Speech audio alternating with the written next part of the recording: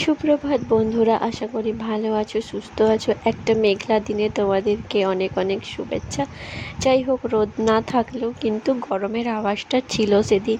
Fresh হয়ে এখানে চলে এসেছি আমি চিয়া সিড খেতে। চিয়া সিডটা আমি প্রেগনেন্সি অবস্থা থেকেই খাই। এটা ওয়েট কমানোর জন্য অনেকে ইউজ করে, কিন্তু এটা খাওয়া ভালো, শরীরের জন্য অনেক মিনারেলস থাকে। তো লাঞ্চে ছিল কলা ভাজা, মাছের টক, এখানে মাছ একটা ভাজা, ডিম ভাজা ছিল, মাছের ডিমও ছিল টকের সাথে, আর ছিল পটলের তরকারি। তো এটা দিয়ে লাঞ্চ হবে। তারপরে এখানে দেখো ওর দাদা আসছে, পাপার দাদা। তো ওর সাথে ওকে পেলে আর কে ধরে ওকে, মানে এত মারপিট শিখেছে ওর সঙ্গে বলে কথা নয়। তোমরা তার ভিডিওটা আগেই দেখেছো। যাই হোক, বাবু এখানে খেয়ে দিয়ে ঘুমিয়ে উঠে গেছে 3টের সময়। তো 3টের সময় উঠে ওকে নিয়ে এখানে একটু খেলছিলাম আমি। তো বেশিক্ষণ ওরা খেলবে না, ও বাইরেই যাবে। তো মামামের সাথে কিছুক্ষণও ছিল। তো ওকে এখানে ও খেলতেই থাকুক। তারপরে আমি একটু মুখে অনেক দিন পরে ফেস প্যাক লাগিয়েছিলাম।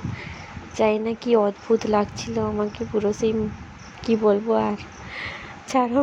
তো যাই হোক, ফ্রেশ হয়ে আমি দেখো এখানে কত আমসত্ত্ব দিয়েছিল আমার শাশুড়ি মা। তো এখানে ওটাই দেখছিলাম যে হয়েছে কিনা। কিন্তু আমসত্ত্বটা এখনও খুব টক, কতখানি চিনি দেওয়া ছিল কিন্তু তাও হয়নি, খুব টক আমটা, পাকা অথচ ভীষণ টক, ভীষণ। প্রতি বছরই করা হয় এই গাছগুলো। তো 2 বছর আগে এনেছিলাম যখন বিয়ে করি, তারপরে মানে তখনই রিসেন্ট এনেছিলাম। তো 2-3 বছরে এই এতটুকু বেড়েছে। যাই হোক, গাছটার অনেক গ্রোথ, এইসব যত্ন করে আমার হাজব্যান্ড। ওর গাছের প্রতি একটা আলাদাই ভালোবাসা আছে। এই গাছটা সব থেকে খুব সুন্দর হয়েছে। এপাশে 4টে, সেপাশে 3টে আছে। রাতের মেনুতে হয়েছিল চপ।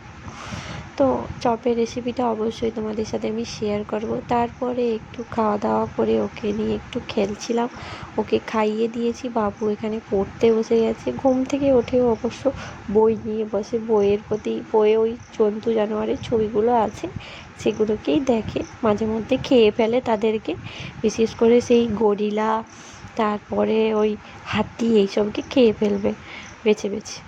তারপরে দেখো বাইরে অঝোরে বৃষ্টি হচ্ছিল, কাল সারা রাত ধরে বৃষ্টিতে জল জমে গেছে। এখানে ও ঘুমিয়ে গেছে, ওকে একটু আদর করছিলাম। ঘুমন্ত বাচ্চাকে কান্না আদর করতে ভালো লাগে, কত না শান্ত লাগে বাচ্চাটা সারাদিন। আশা করি তোমাদের ভিডিওটা ভালো লাগলে একটা অবশ্যই লাইক, কমেন্ট অ্যান্ড চ্যানেলটাকে